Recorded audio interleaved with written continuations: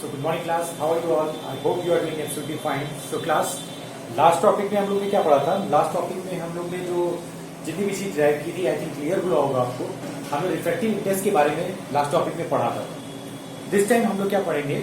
जिन्होंने reflective index के बारे में नहीं पढ़ा वो अपने लास्ट वीडियो को जाएंगे, video number 11, video number 10 business law और रिफ्लेक्टिव इंडेक्स दोनों के बारे में बताया है। वीडियो नंबर 10 एंड 11 में आप उसमें जाके देखेंगे उसको। और आज हम पढ़ेंगे लेटरल डिस्प्लेसमेंट के बारे में। लेटरल डिस्प्लेसमेंट के बारे में आज हम पढ़ेंगे। तो क्लास आज हम लोग लेटरल डिस्प्लेसमेंट के बारे में पढ़ेंगे। इससे आपके क्वेश्चन एग्जामिनेशन में काफी पूछे जाते हैं। तो लेटरल डिस्प्लेसमेंट के बारे में आज हम टॉपिक स्टार्ट कर रहे हैं। देखिए लेटरल डिस्प्लेसमेंट क्या होता है और कैसे हम इस चीज को पढ़ते हैं, क्लियर करते हैं एक चीज को। तो देखिए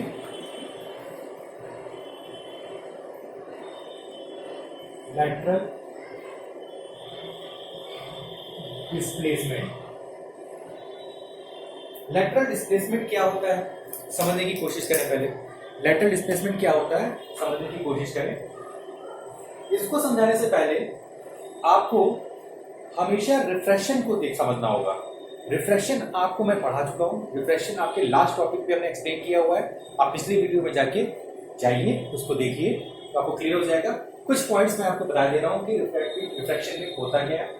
मैंने बताया था अगर लाइट रे रेयर से डेंसर मीडियम में जाएगी, अगर लाइट रे रेयर से डेंसर मीडियम में जा रही थी तो क्या हो रही थी?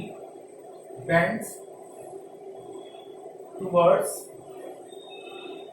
नॉर्मल, नॉर्मल की तरफ मुड़ जा रही थी। जब कोई लाइट रे डेंसर से रेयर की तरफ जा रही थी तो अवे फ्रॉम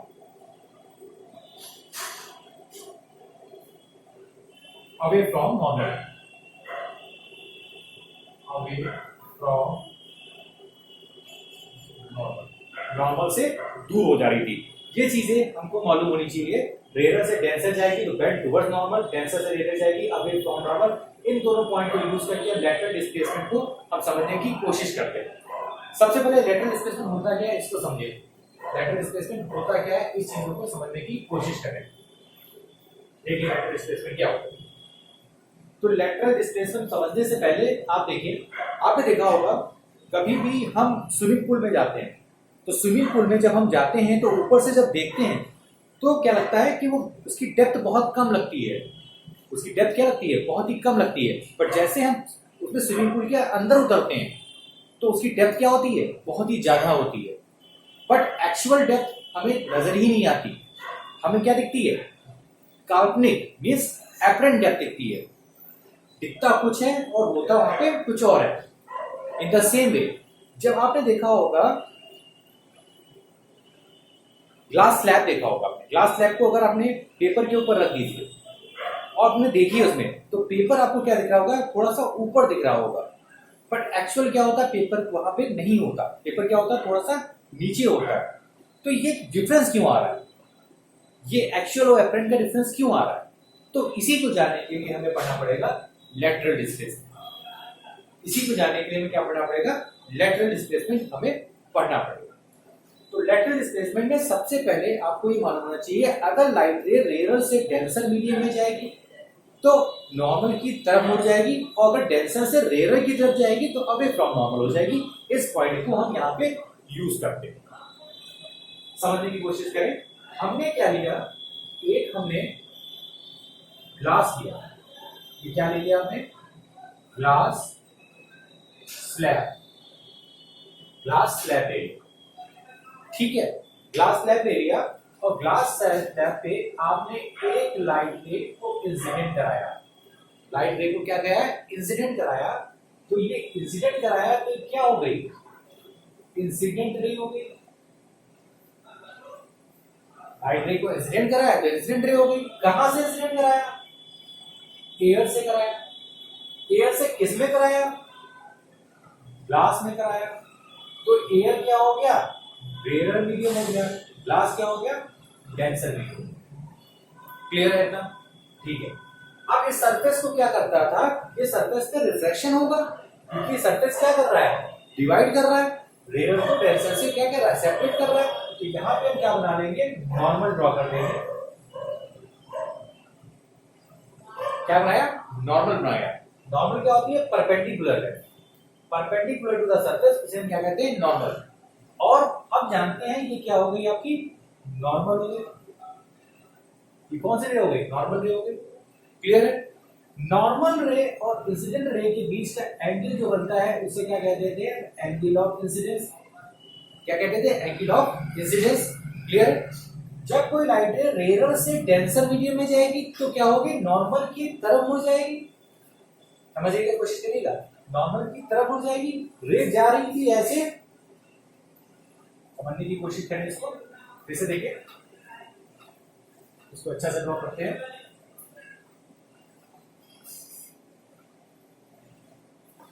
ये मान लिया हमने ग्लास है, स्लैब है, ठीक, और ये मान लिया हमने एयर है। एयर आपका क्या है, रेयर मीडियम है। ये ग्लास आपका क्या है, डेंसर मीडियम है। लाइट रे आपकी इंसिडेंट हो रही है। हमने क्या बनाया, यहां पे नॉर्मल ड्रॉ कर दिया। ये आपकी इंसिडेंट रे थी, इंसिडेंट रे होगी। Angle between normal and incident से क्या बन गया, एंगल ऑफ इंसिडेंस, आई बन गया। जब रेयर से डेंसर में जा रही थी तो नॉर्मल की तरफ मुड़ जा रही थी, तो जाना रे कहां चाहिए था, रे ऐसे जानी चाहिए थी। रे आपकी ऐसे जानी चाहिए थी, एक्चुअल रे आपकी ऐसे जानी चाहिए थी, बट ऐसे नहीं जाती है। जाती कैसे है, नॉर्मल की तरफ मुड़ जाती है, तो ये नॉर्मल की तरफ मुड़ रही है।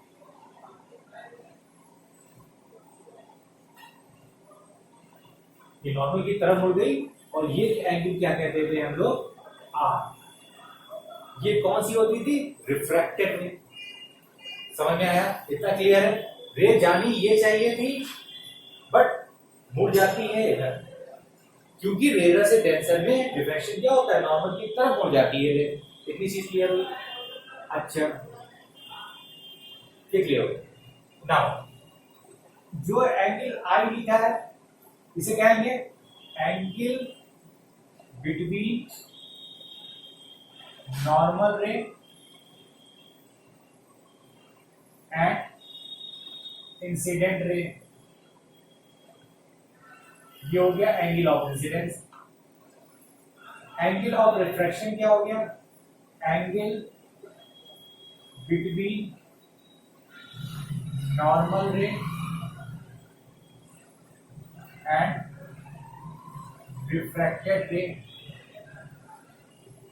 ये क्या हो गया, एंगल ऑफ रिफ्रैक्शन।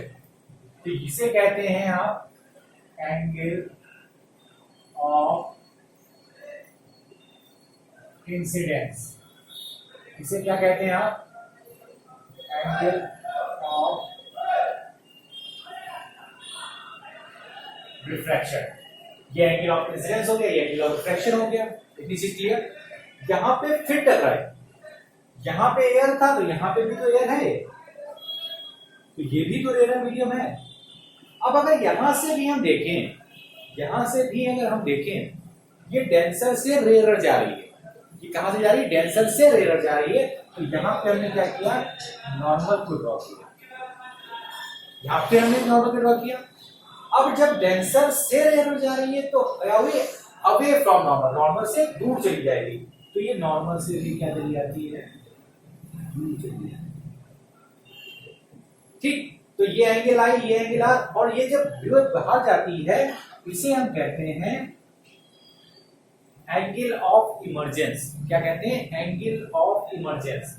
तो इसे नोट करके लिखें, ई होगा एंगल ई, ये कहेंगे एंगल ऑफ इमर्जेंस। ये क्या होगा, angle between normal ray and angle between normal ray and emergent ray. Angle between normal ray and emergent ray क्या होगा, एंगल ऑफ इमर्जेंस। इसे कहेंगे small e, angle of emergence small e. अब देखिए lateral displacement क्या होता है। आपने रे इंसिडेंट कराई थी, ये जानी ऐसे चाहिए थी, बट आपको मिलती क्या है, ये जो ये डिस्टेंस है, ये जो डिस्टेंस है, ये जो डिस्टेंस है, यही क्या है, लेटरल डिस्प्लेसमेंट। ये जो डिस्टेंस है यही क्या है, लेटरल डिस्प्लेसमेंट, और इसे नोट करते हैं आप कैपिटल एल से। यही डिस्टेंस जो क्या है, ये लेटरल डिस्प्लेसमेंट है, यानी जो एक्चुअल मिलना चाहिए था ये रे आनी चाहिए, बट रे आपको मिल कौन सी रही है, ये। तो ये जो डिफरेंस आ रहा है, ये परपेंडिकुलर जो डिफरेंस आ रहा है, जो रे पैरेलल जा रही है ना, ये डिस्टेंस आ रहा है, यही क्या होता है, लेटरल डिस्प्लेसमेंट। यही क्या है, लेटरल डिस्प्लेसमेंट, यानी एल रिप्रेजेंट कर रहा है लेटरल डिस्प्लेसमेंट। एल क्या रिप्रेजेंट कर रहा है, लेटरल डिस्प्लेसमेंट को। ये चीज समझ आई। और ये दोनों रे क्या हो जाएंगी आपस में पैरेलल, क्या हो जाएंगी, पैरेलल हो जाएंगी। ये रे क्या हो जाएंगी आपस में पैरेलल हो जाएंगी। क्लियर, समझ में आया। हमने क्या किया, एक रे इंसिडेंट रे डाली, इंसिडेंट रे डाली, जानी ये जानी ये चाहिए थी, बट एक्चुअल क्या होता है, रेयर से डेंसर जाती है तो नॉर्मल की तरफ हो जाती है, फिर बाहर निकलती है तो डेंसर से रेयर जा रही है, अवे फ्रॉम नॉर्मल। तो देखा ये रे जस्ट पैरेलल जा रही है, मिलनी ये चाहिए थी, मिलती ये है, उसके जस्ट पैरेलल मिलती है, इस रे के पैरेलल मिलेगी जस्ट, बट एक्चुअल वो होनी चाहिए थी, मिलती ये है। तो ये डिफरेंस जो आ रहा है इसका, इसी कहते हैं एल, इसे कहते हैं इसका लेटरल डिस्प्लेसमेंट। इतनी चीज क्लियर हुई है, ओके। नोट डाउन कर लेता, इतना नोट डाउन करें पहले, जल्दी से नोट डाउन कर ले।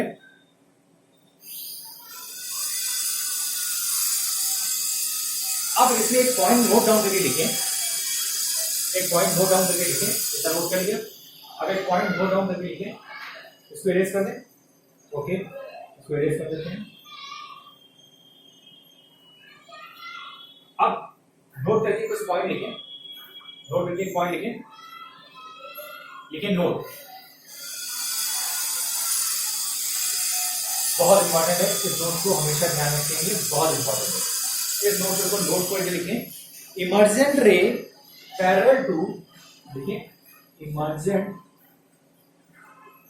रे, इमर्जेंट रे पैरेलल टू, इसको लिखिए emergent ray parallel to incident रे,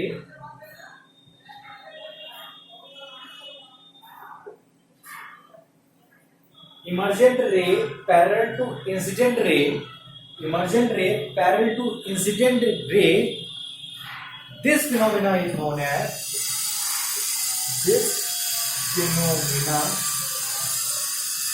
is known as lateral displacement। इसी फिनोमेना को कहते हैं lateral displacement, यानी जो incident ray parallel to emergent रे, जो इंसिडेंट रे है और जो इमर्जेंट रे क्या है आपस में पैरेलल हो गई, इसी फिनोमेना को क्या कहते हैं, lateral displacement। It is noted by small l, it is noted by small l। Next point लिखें, नेक्स्ट पॉइंट इसमें एक और नोट करके लिखें, बहुत इंपॉर्टेंट है और maximum number of times examination में पूछा जाता है। क्या लिखेंगे, द इंसिडेंट रे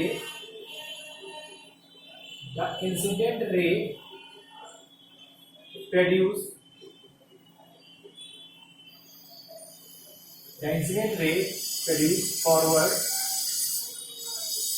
the incident ray produce forward, ठीक है, इतना नोट करें, the incident ray produce forward and emergent ray, the incident ray produce forward and parallel to emergent ray is known as lateral displacement, lateral displacement is known as lateral displacement। The incident ray reduce forward, आगे की ओर बढ़ा दें, to the emergent रे जो कि parallel है, इसी को क्या कहते हैं, लेटरल डिस्प्लेसमेंट। नोट डाउन करें इसको, नोट डाउन करें, नोट डाउन करें इसको। अब देखें नेक्स्ट टॉपिक लिखेंगे, किस किस फैक्टर पे ये लेटरल डिस्प्लेसमेंट डिपेंड होता है।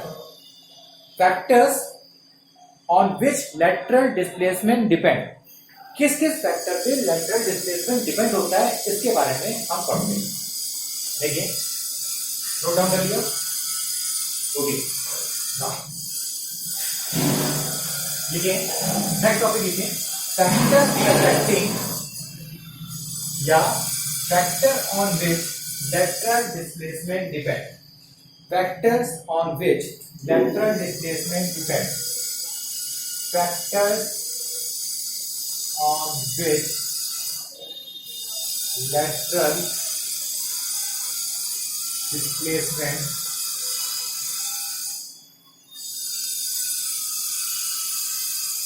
depends, factors on which lateral displacement depend, lateral displacement किस किस फैक्टर पे डिपेंड होता है उसके बारे में हम एक एक करके पढ़ते हैं। क्योंकि लेटरल डिस्प्लेसमेंट हो रहा है तो किसी न किसी फैक्टर पे डिपेंड होगा, किस किस पे डिपेंड होता है उसको समझने की कोशिश करते हैं। समझें, पहला डिपेंड करता है एंगल ऑफ इंसिडेंस, किस पे डिपेंड करता है, एंगल ऑफ इंसिडेंस पे। जो आप इंसिडेंट रे डाल रहे थे उसे क्या कहते हैं, नॉर्मल और इंसिडेंट रे के बीच के एंगल को क्या कहते थे, angle of incidence.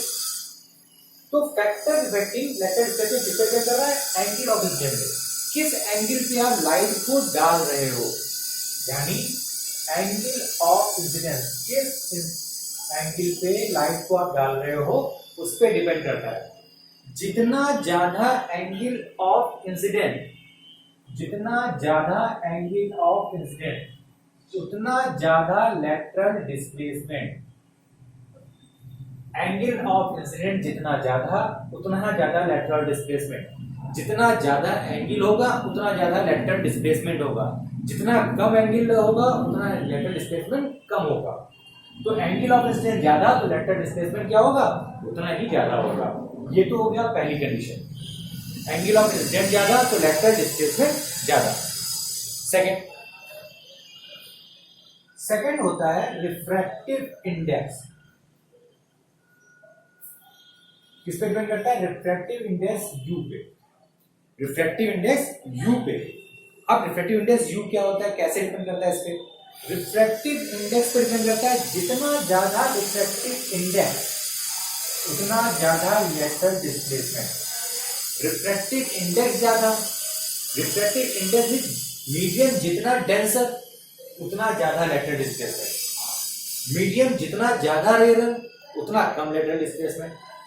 Refractive index ज्यादा, लेटरल डिस्प्लेसमेंट ज्यादा, रिफ्रैक्टिव इंडेक्स कम, लेटरल डिस्प्लेसमेंट कम। यानी दो फैक्टर हो गए, एक तो एंगल पे डिपेंड कर रहा था, एंगल ऑफ इंसिडेंट जितना ज्यादा उतना ज्यादा लेटरल डिस्प्लेसमेंट, दूसरा रिफ्रैक्टिव इंडेक्स जितना ज्यादा उतना ज्यादा लेटरल डिस्प्लेसमेंट। दो चीज समझ में आ गई। तीसरा फैक्टर क्या होता है, दो फैक्टर आपको समझ में आए। तीसरा फैक्टर देखें किस पे डिपेंड करता है, थिकनेस पे, किस पे डिपेंड करता है, थिकनेस पे। जैसे ग्लास स्लैब आपने लिया था, ग्लास स्लैब जितना मोटा लोगे, जितना थिक लोगे, थिकनेस जितनी ज्यादा होगी उतना ज्यादा लेटरल डिस्प्लेसमेंट होगा। ग्लास स्लैब जितना ज्यादा मोटा लोगे उतना ज्यादा लेटरल डिस्प्लेसमेंट, जितना कम थिकनेस का लोगे उतना कम लेटरल डिस्प्लेसमेंट। तो पहला एंगल ऑफ इंसिडेंस जितना ज्यादा उतना लेटरल डिस्प्लेसमेट, दूसरा रिफ्रैक्टिव इंडेक्स जितना ज्यादा उतना ज्यादा लेटरल डिस्प्लेसमेंट, तीसरा थिकनेस जितनी ज्यादा उतना ज्यादा lateral displacement. And the last but not least fourth point क्या होता है, वेवलेंथ। क्या होता है, वेवलेंथ। वेवलेंथ को नोट करते हैं लैम्डा से, वेवलेंथ को नोट करते हैं लैम्डा से, वेवलेंथ को नोट किससे करते हैं, लैम्डा से। अब समझिएगा, वेवलेंथ आपको मालूम होगा VIBGYOR, violet, indigo, blue, green, yellow, orange, red, यही तो होता है। Violet, indigo, blue, green, yellow, orange, red. तो ये क्या है, आपके कलर्स हैं। विब्ग्योर क्या है, आपका कलर्स है। अब क्या होता है, विब्ग्योर आपका कलर है। अगर आप देखें, ये क्या है आपका वेवलेंथ का इंक्रीजिंग ऑर्डर है। ये इंक्रीजिंग